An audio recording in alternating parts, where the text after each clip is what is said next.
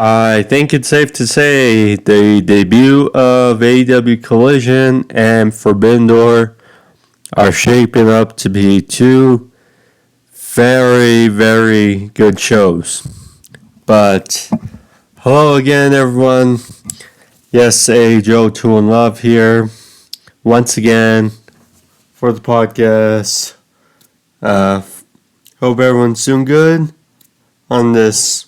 Well, for me it's Thursday, but whether it's Friday or whenever you guys see this, hope everyone's doing well, having a good day. As we go over AEW and AEW review for today for the last night edition of AEW Dynamite, which pretty much, as said in the thumbnail, ended in mayhem and pretty much chaos. No, not chaos, the faction in New Japan Pro Wrestling, but yeah, Dynamite ended soundly. So, but we got more clarity as far as Forbidden Door. Of course, we still have a week and a half to go, but great stuff. We had gotta get into it first, but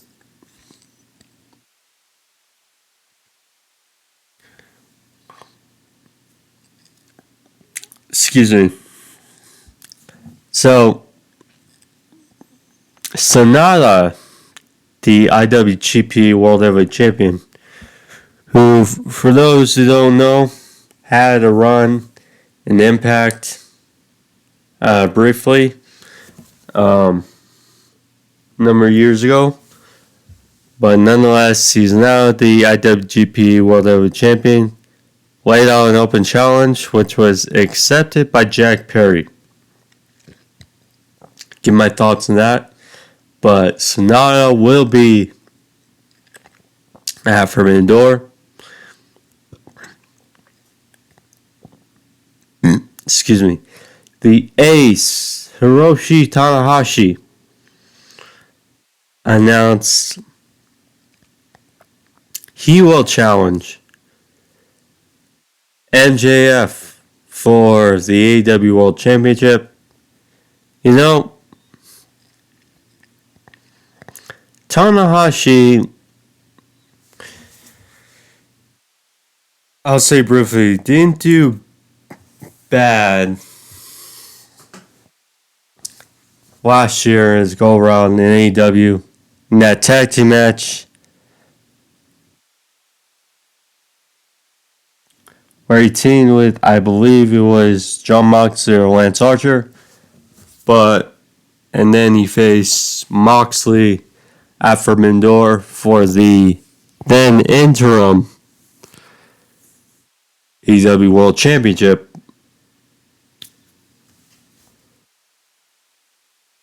He didn't look like his prime self, but still did an admirable job against Moxley last year for Forbidden Door. I mean, that was a match that has built for years with their feud going on from New Japan. But yeah, so that's 4 matches, and then another possible match I'll get into later in the show. But we also had MJF for Sam Cole, which was a great match to open. But you kind of had the feeling with it opening the show that something was going to happen. And thus something did. In which it was a time limit draw. 30-minute time limit draw. Which, I mean, good result. The match shouldn't have taken place, but alas it did. And it was fun. It was fun. And more stuff for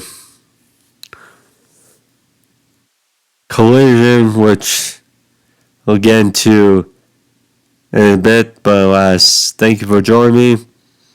Of course, before we get into it, click over where it says like and subscribe. Find all the videos on the channel. Find out when I actually post, so you can get notifications ASAP. But alas, thank you. And let's get started with the review. So, show started off, as I mentioned, AEW World Title Eliminator between Adam Cole and MJF. A damn good match to open the show. You know, this match posed a lot of questions, and well deserved after last week. And I would say the result was as good, the best result it could have gotten. Especially if you're going to build to a possible second match with these two at a later date. Whether it's at Wembley, whether it's at, Full Gear maybe, but yeah, the way it ended. So try to get into as much as I can, but this was great.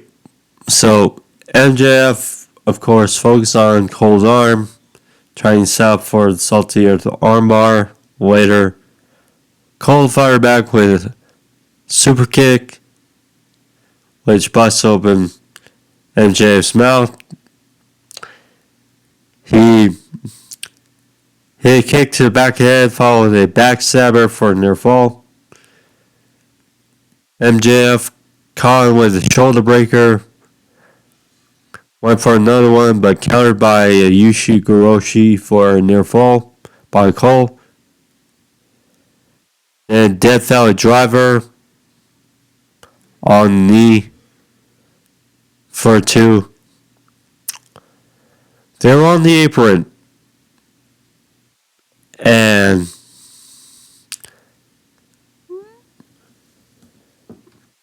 at first it looked like Cole was going for a Panama Sunrise. It looked to be on the apron.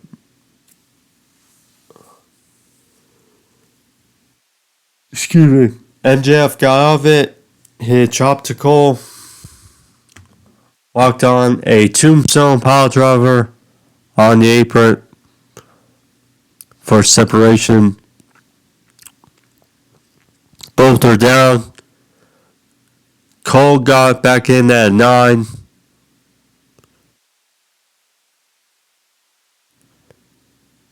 And then they were changing back and forth in the middle of the ring. Cole hit a super kick again, but off the ropes. MJF hit a big lariat for a double down. And there we go. Good stuff for the crowd. I must say, though, before the match, MJF, he went to the crowd and flicked some guy's hat and someone's drink, it looked to be. And the guy was joyful of it, so good stuff by MJF.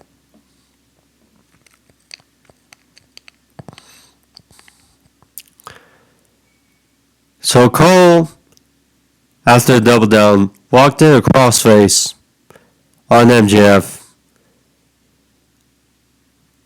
MJF countered to a roll up for a near fall. And then transitioned to the salty earth by MJF. Cole then locked into an ankle lock. And then good transition as MJF then locked into a double arm lock, almost like a Rings of Saturn. But Cole managed to get to the ropes. Then as they were tied up into the ropes, MJF, after a second attempt, hit a knee, hit a heat seeker on Cole for a near fall. And then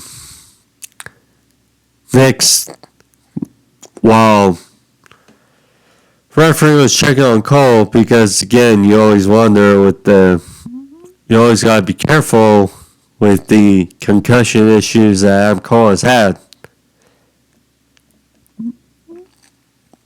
MJF cleared the timekeeper's table, set up Adam Cole,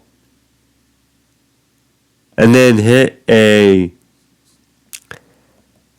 high elbow drop out of Shawn Michaels. Threw Adam Cole through this table. MJF managed to get back in the ring. Cole then got back in right before the count. MJF was screaming at Bryce Remsburg.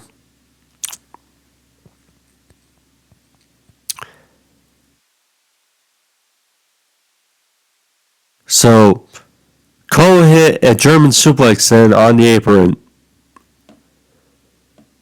And then they were exchanging the middle ring. Trade roll-ups back and forth. Cole hit a roll-up, but then was shoved off by MJF into the referee. He shoved Remsburg down. And then MJF, eyes wide open, realized the circumstances and then went for the heavyweight belt, the Triple B. And then he saw Bryce Remsburg look to get to his feet. And he was about to an A Guerrero spot. Threw the title to Cole, then fell down. And then, right as Bryce got to his feet, he fell down. And then MJF realized what happened. Same with Cole. MJF was trying to beg off for forgiveness, and then MJF takes the title belt to the face. Cole then lowers the boom. And then Bryce comes to 1, 2, MJF kicks out. And then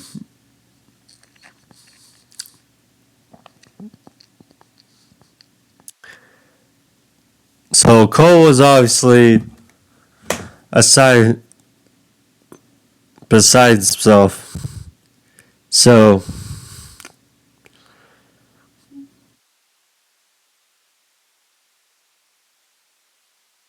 MJF hit a low blow behind the referee's back and then had the Dynamite diamond ring and looked to use it. Rice noticed it at the last second.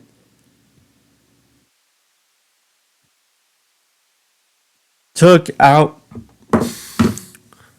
shoved it off MJF, threw it away, called a super kick, followed with a Panama Sunrise, and then lowered the boom. And then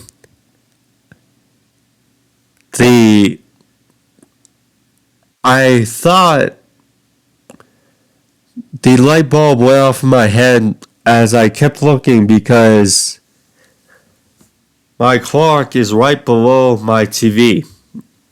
And I noticed, it's like, dang, this match has been going on for a good while. And then we get the count. 1, 2, and then we hear the bell.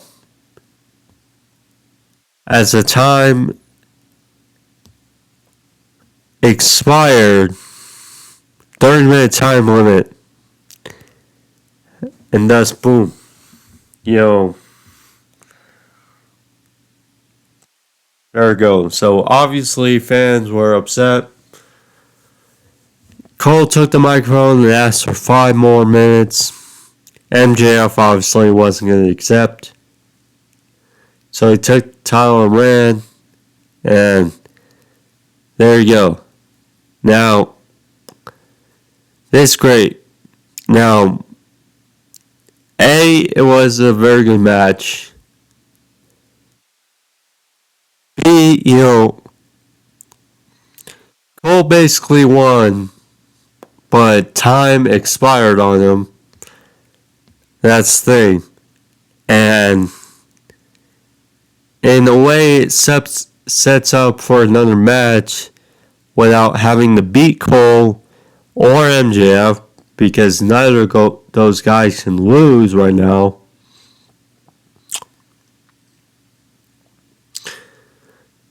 But at the same time, they put on such a clinic that you worry they might have to do a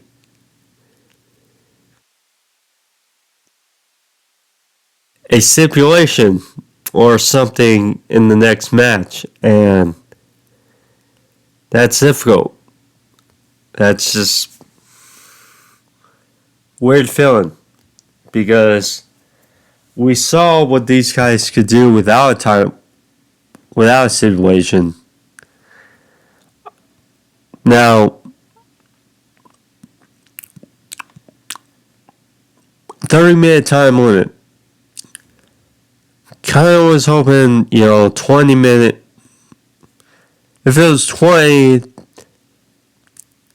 then we could have been feeling like, okay,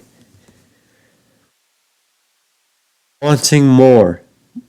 But I get it, 30-minute time limit, and,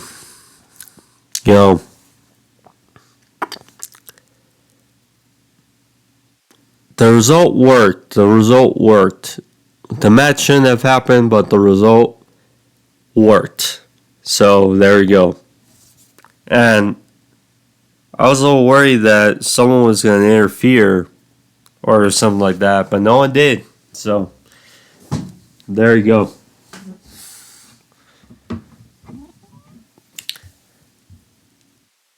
So we got a little vignette of CM Punk. This felt weird because, with what has happened with CM Punk, obviously he's going to be making his return to Collision, and he says he's got a lot on get off his chest. So,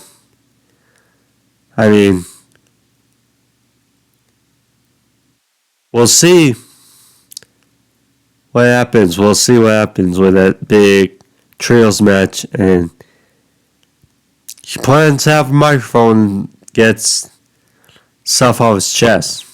So we'll see how that plans. And we got a good chunk of matches revealed later in the show. Sammy Guevara. He went out there with an interview with Renee. He told how, or they tell how, well,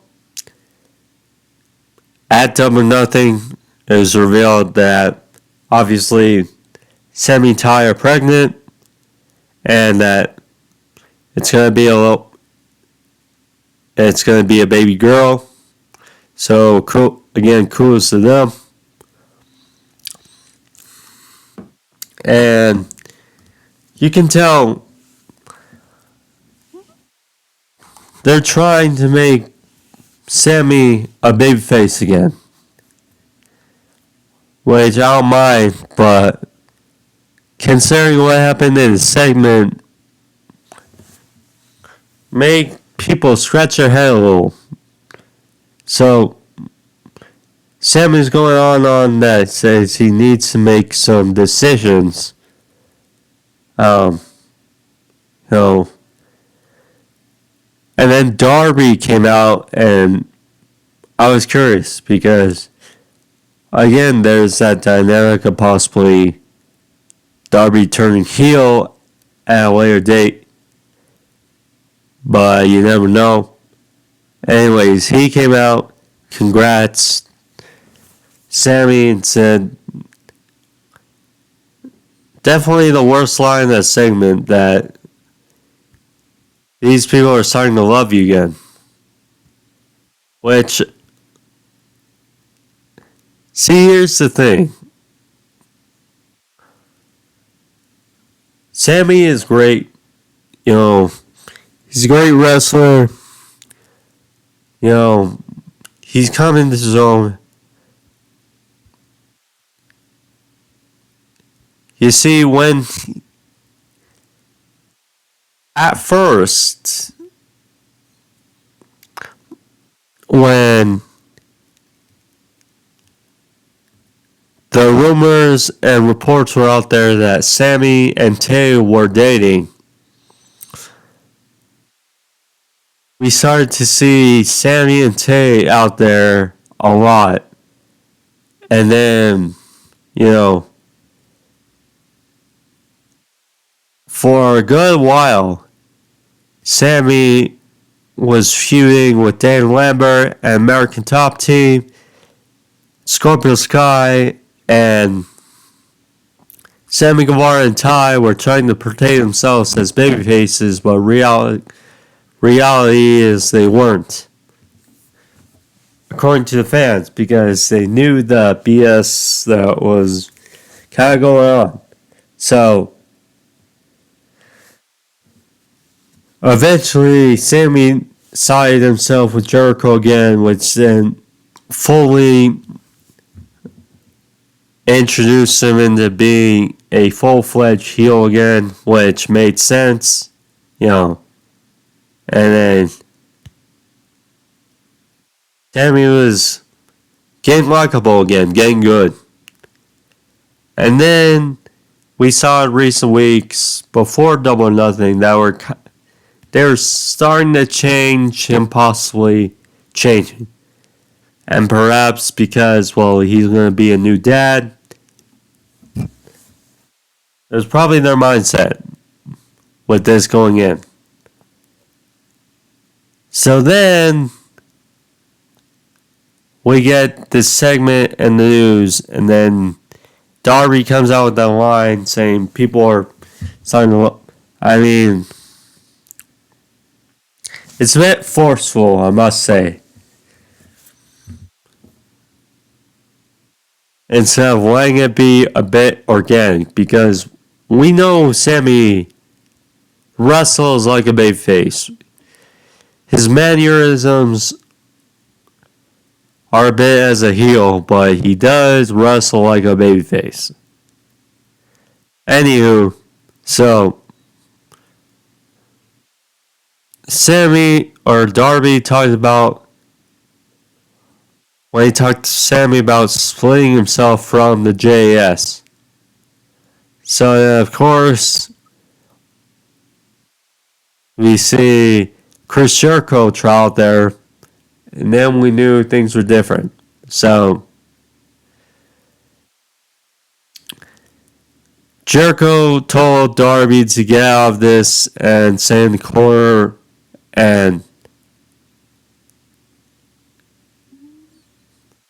Jericho said, well, throughout this run for the world title, you didn't call me. Now, perhaps, if you called me, you would be sitting here as the world champion. And Sammy's like, well, if you would have called me, you wouldn't have lost to Adam Cole twice. And then Sammy was like getting into Jericho's face, and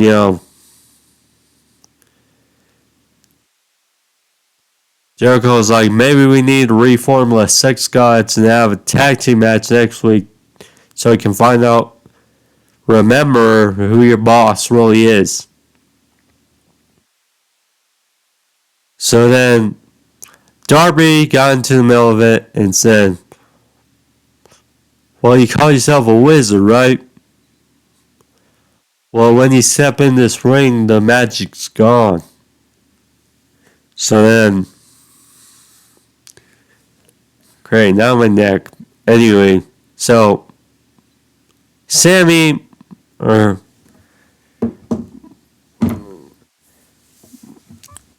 Jericho said, well, you're alone. Maybe we need to do a 2-on-1 beat you up right now. And Darby said, actually, he's not alone. So for those reports earlier in the week saying that Jericho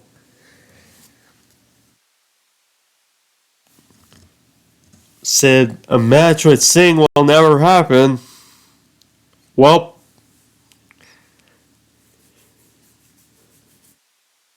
Sting came out, his music played, and I just laughed. It's like, yeah. Anyway, Sting came out, great moment. He and Jericho, Excalibur said, was the first time he and Jericho were in the ring together. I mean, these two were both predominant in WCW in the 90s, and a bit surprising that this is the first, according to Excalibur. Anyways, so they locked eyes, they didn't really see much, so they just pointed their bats at each other, and obviously Jericho was pissed, and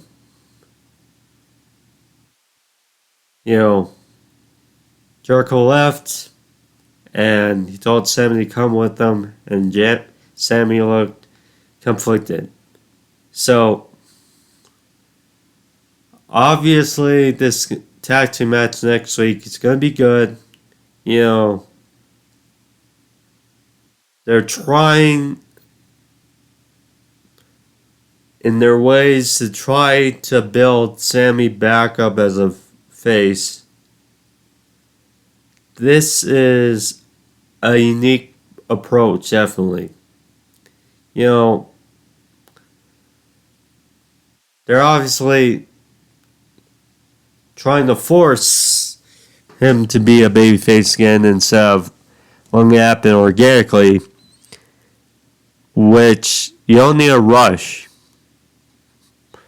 But we'll see how this tag team match goes next week. Sting and Jericho, I mean, obviously, they aren't spring chickens. They aren't what they used to be. But something to say, it's going to make for a nice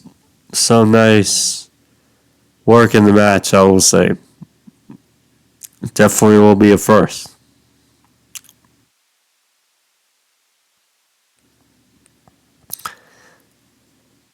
So next, this transition to a match, 8-man tag, the Mogul Embassy, Leona, Khan, Brian Cage, and Swerve Strickland versus Sting, Orange Cassidy, Darby Allin, and Keith Lee. I mean, if I must say, this Keith Lee and Dustin Rhodes gimmick is not really working. I mean, I applaud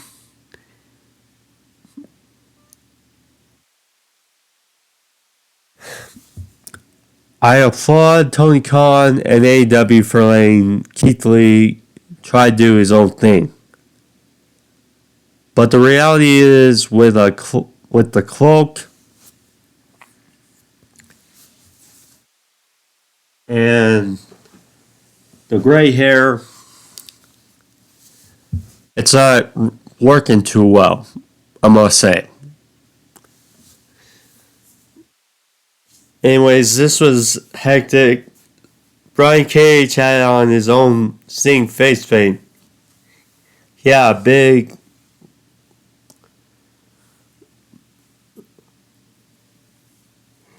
superplex on Orange Cassidy. Left in the middle ring. This was chaos. In the middle, bodies were basically flying everywhere. In the end, surprise, surprise, the guy that was wearing the Sting makeup, Brian Cage,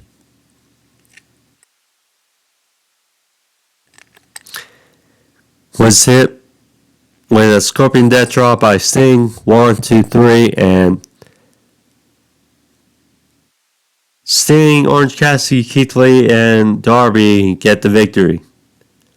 Now, I'm curious because Swerve obviously had that great, well, what happened later in the show probably won't happen at Forbidden Door, but I was curious if they were going to keep this feud between Orange Cassidy and Swerve going. Doesn't look to be, but this was a fine 8-man tag team match, I must say. So, good. But let's Ring of Honor on AEW television, please. Anyways, next, we had the Guns backstage. They were asked by Renee about their actions in aiding Jay White over his win over Ricky Starks last week. And they pretty much shrugged it off, saying they want to talk about something that matters, and that is them.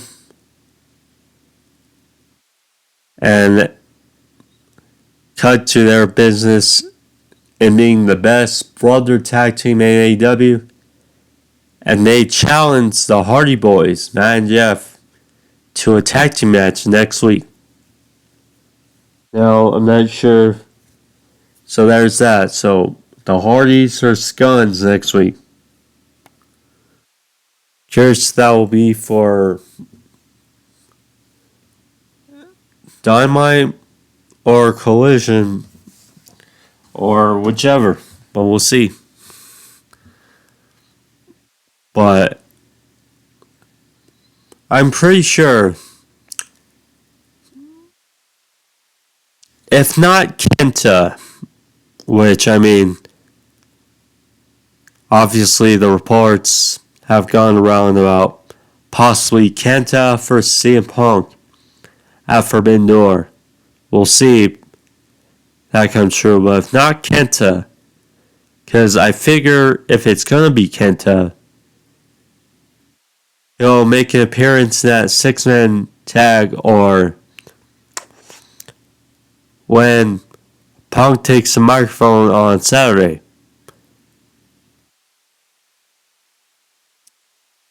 But if not Kenta, I figure the Guns will be a part of the match on Saturday as well. We'll see.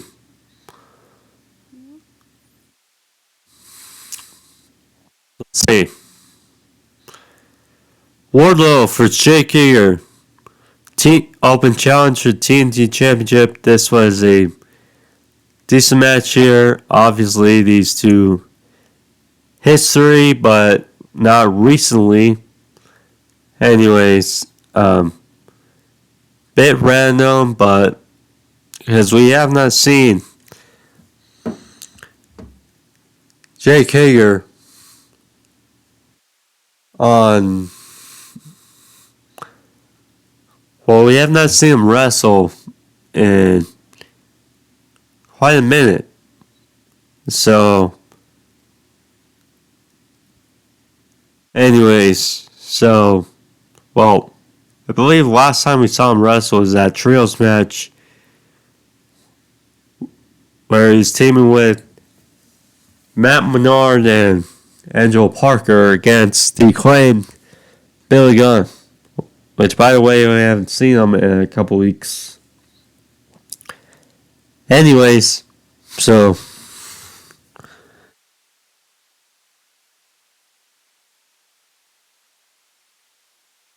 excuse me. Anyways, so this is a decent little match here, but Matt Menard and Angelo Parker, they tried to get involved at ringside, and when it looked like Arn Anderson was about to pull out the Glock, instead Brock Anderson comes trotting down. More randomness, I must say. Save his dad, and basically 2-on-2, and they got to the back. So that eliminated that.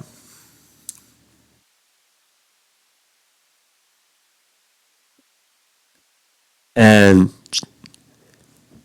Wardlow hit powerbomb 1, 2, 3 on Jake Hager. There you go. So Wardlow gets another defense. Next thing.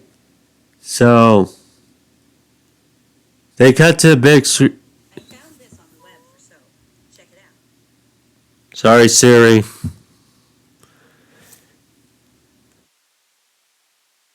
There we go. Okay. So they cut to a big screen, and originally the audio wasn't working. Eventually it worked, but it felt a bit awkward while Wardlow was in the ring. But Christian and Luchasaurus, they were up on the Titantron. And Christian talked about how Wardlow made a challenge to Luchasaurus for the TNT Championship. And Christian says they accept for Saturday's debut of Collision. It'll be Wardlow versus Luchasaurus. The two big hosses will finally get it on. Now, again, I worry because Luchasaurus cannot lose. He cannot lose. And Wardlow has barely held the title for 2 months in his recent reign. Kind of hard to believe. I mean, if Wardlow never lost that title in the first place, we talked about, it's been almost a year of Wardlow having the title. But with all the shenanigans about the title, from Full Gear to so on, I mean, I don't know. How will they go about this? I don't know. Because, clearly it's not going to be the main event. I mean, well, yeah, it's not going to be the main event because the trios match was announced as the main event. So they're kind of going to be booking themselves in the corner, I feel. I don't know how they're going to go about this.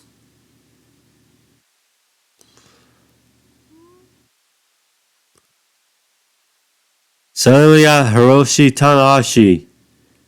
Message from him as he challenged MJF for the World Title match at Forbidden Door. And then they cut to MJF in the trainer's room as Renee tried to get a word in. And Renee said it's been made official. It'll be MJF versus Hiroshi Tanahashi at Forbidden Door. MJF was like, nah. I mean, I'm not going to wrestle for some inky, tinky indie fed. So, sorry, bud, Hiroshi Tanahashi. And he said it wouldn't be the first time a no-show for something Tony Khan booked me for. So, we shall see.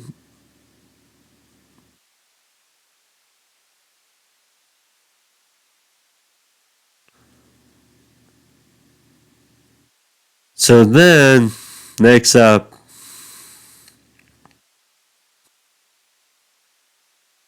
well, they put the graphic out, so I'm curious how they're going to go about this. Then we go from one challenge to another. So, Orange Cassidy was backstage. Renee asked, what's next for Orange Cassidy? By the way, I'm not sure what happened, but yeah, Sonata had a message as well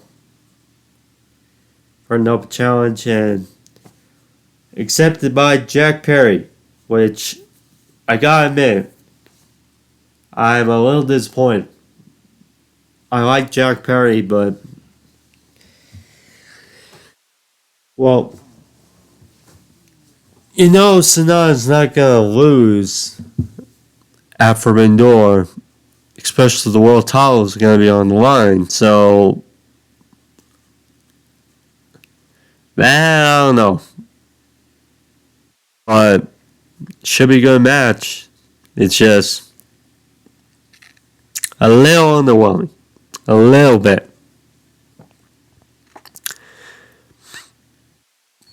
Anywho, so then we got Orange Cassidy backstage with Renee. Renee asked what's next for Orange Cassidy and that title. Orange is like, I don't know. It's like the part where someone interrupts my interview and ups our challenge, and then there you go. In walks Zack Sabre Jr., who is the New Japan Pro Wrestling TV champion. I'm not the biggest fan of the title, but nonetheless, he is the New Japan Pro Wrestling TV champion. And he made a challenge to Orange Cassidy for Forbidden Door, saying he wants to be a double champion. And in walked Daniel Garcia, who said if anyone wants to be champion at Forbidden Door, he should. So, and he asked, where's Orange Cassidy's boy Shibata? Katsuyori Shibata. And Orange said, well, he's not here this week, but he'll be here next week. So he said, why not Orange Cassidy and Shibata take on Zack Sabre Jr. and Daniel Garcia next week in a tag team match. So a challenge for a challenge. So I wouldn't mind it for next week. Nice tag team match between those four. Again, you don't need Orange Cassidy every week. I'm just saying. But yeah. Should be a nice match though.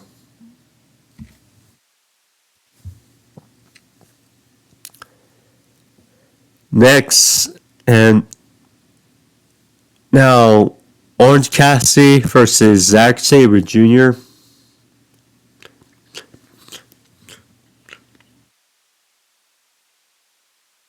Excuse me.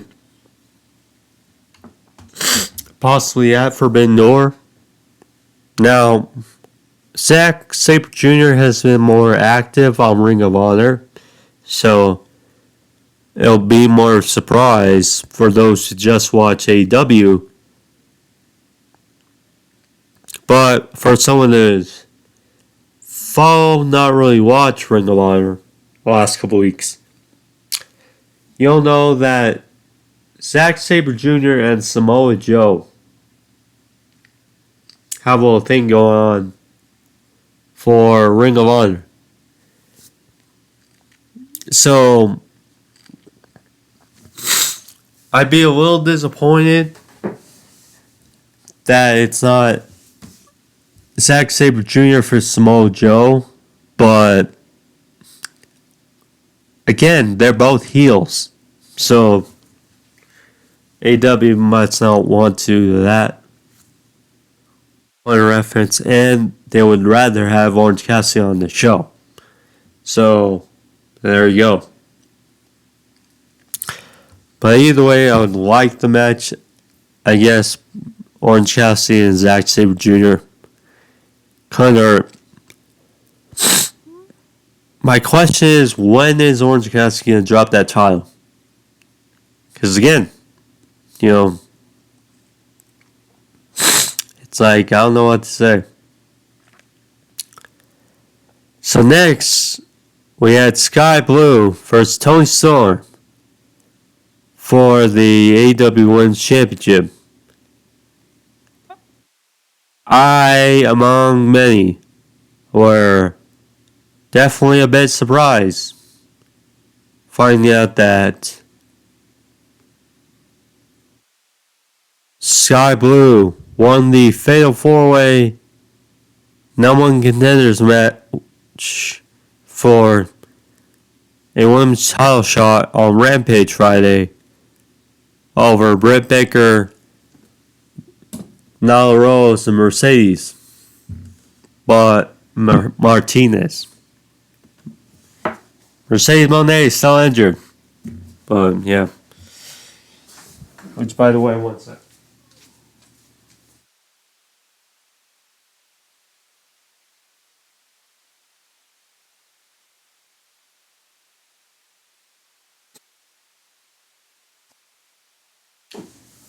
Anywho, so this was a decent match between two ladies, and I don't know why I'm blurry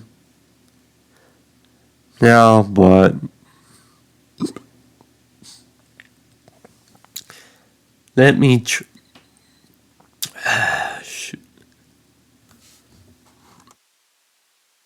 I'm gonna try one thing and I'll be right back, okay? One sec. Let me try to fix this. And we're back. Okay. So, next up, Skye Blue, Toni Storm. This match between these two ladies. So, apparently Skye Blue's mother was at ringside. She hugged her before the match, and unfortunately for her, Toni Storm and Ruby Soho were sprayed Skye Blue's mother and Skye as well. But she had a decent showing in this. So She came off with a fast start, taking it to Toni Storm to start. Soraya was in DC.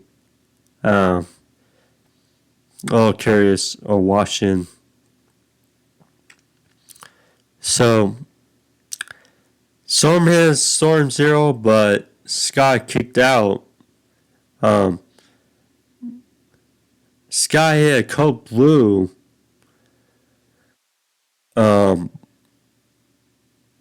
But Russo, had the referee distracted. This and that. Anyways, so Storm locked in Texas Cloverleaf. Skye tapped out, and Toni retains. So there's that. Decent showing though for Skye Blue. I mean, closer.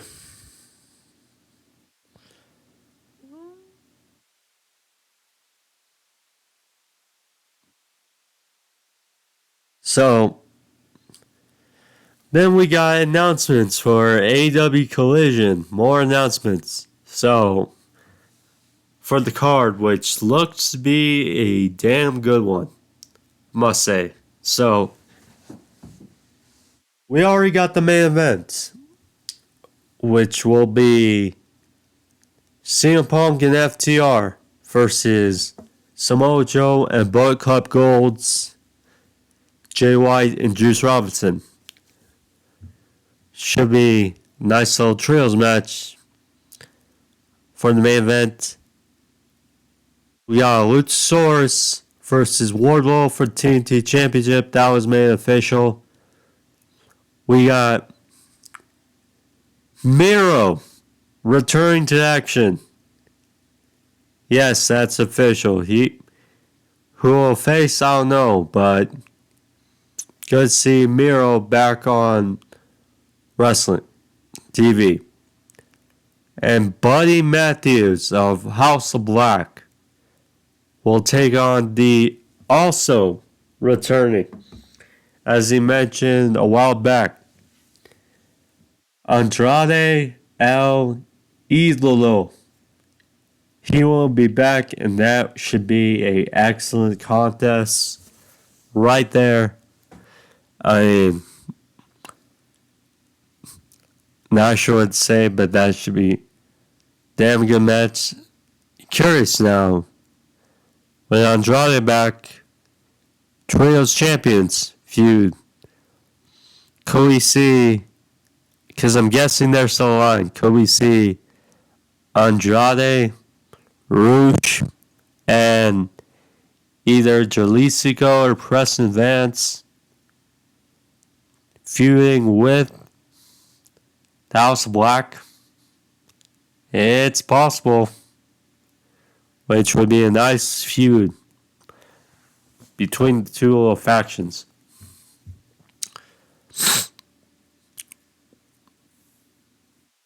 But yeah, a hell of a lineup for Collision. Main event. The Hung Bucks, aka the Young Bucks, with or in Hangman and Page, versus the Blackpool Combat Club, Jon Moxley, Claudio Castagnoli, and Wheeler Yuta. Good trios match and the show, and what came after, I think people are still rolling from that. But on to the match. The Elite had the fast start as expected. They hit dives on the outside along with a beautiful moonsault by Hangman. BCC then got the advantage. Moxley hit Suicida. Claudio caught Nick Jackson. Hit a big uppercut on the outside. Moxley hit a pile driver on Matt in the middle of the ring for a near fall. Then they cut to break. Back they go. Bucks hit the double team. hit some super kicks, but wound up into a cutter by Moxley. Then back and forth. Forearms by Hangman, super kicks. Lariat by Moxley. Yuta hit a nice German suplex with a bridge for a near fall. Claudio and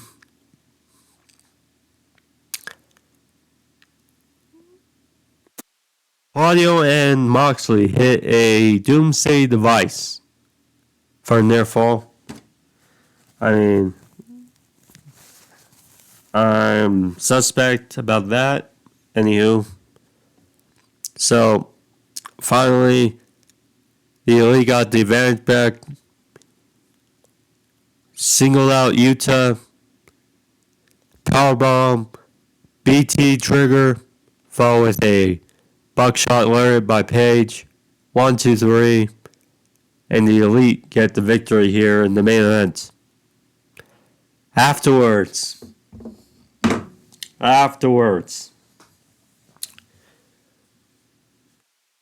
the BCC came back for the attack on the Elite. And Claudio, he was on the attack on Hangman and Page. Then we hear Eddie Kingston's music play, and it all sucks. So, Eddie Kingston, who we have not seen in a while, since the last face, at least on Ring of Honor, last face Claudio for that Ring of Honor World title at Supercard of Honor. But he's back. He brawled with Claudio for a bit, and then the brawl ensued, and then it looked like Moxley was going to take a swing at Eddie, but they turned around and they locked eyes because two guys are very close with each other. And they just, the Young Bucks looked for the attack, but Eddie was like, no. And then, back and forth. Then Takeshita, all of a sudden, was out there with Don Callis. Takeshita blindsides Eddie Kingston. Aids him in the brawl for the BCC. And then Excalibur says, what crazy developments happened? Then we hear Kenny Omega's music play. And Kenny Omega runs down there. He and Takeshita get into it. An eventual match is going to be brewing between those two soon in the future. Can't wait. But yeah, they start brawling. There's that. And then the cherry on top of the cake. So Omega, he went for after all this brawling, so Kenny went for the V trigger on Takeshita. He hits it, but right as he goes to hit, who we see come to the middle of the ring? One William Ospreay appears in the ring, hits a super kick to Omega, knocks him down.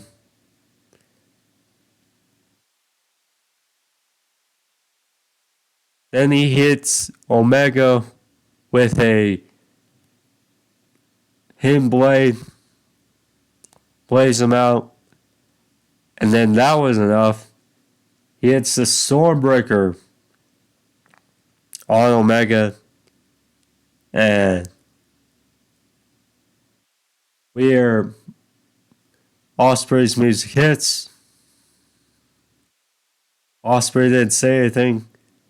Brian, who was on commentary this whole time, got up from commentary and gave Ospreay a standing ovation on the stage. And then that was enough. With one final hidden blade by Ospreay to the back of the head. And then he trots off. And that was how Dynamite came to a close. Damn. In just the final minutes, after a good main event match, Eddie Kingston makes his return. Takeshita. Well, first off,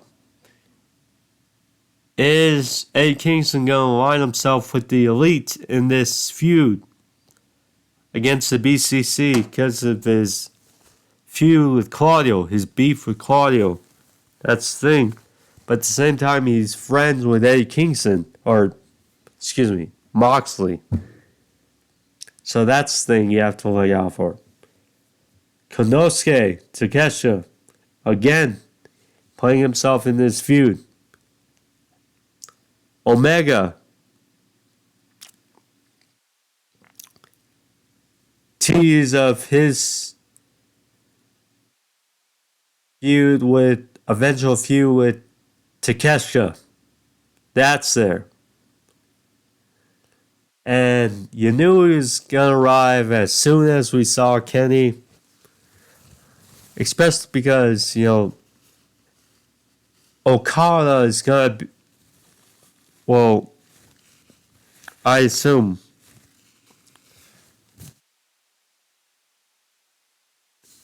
But Ospreay was there. I imagine we're going to see Okada next week on Dynamite in some form. And he's going to confront the BCC and or Bryan Danielson, which will be fun. But, yeah. Great stuff. But, anyways, guys, thank you for joining me. So, Collision is Saturday night. And so, I will check it out, see how it goes, and we'll see if it's as good, should be for a second show of Dynamite. Then there we go. I will do reviews. But if it becomes Rampage after a while, but nonetheless, I will have a review up of Collision, the debut episode, on should be Sunday, if not Monday. So keep your eyes out for that. But alas, guys, thank you for joining me. Again, like, leave a thumbs up, subscribe. How about the channel as well? But last thing, guys. See you guys next week sometime. But adios.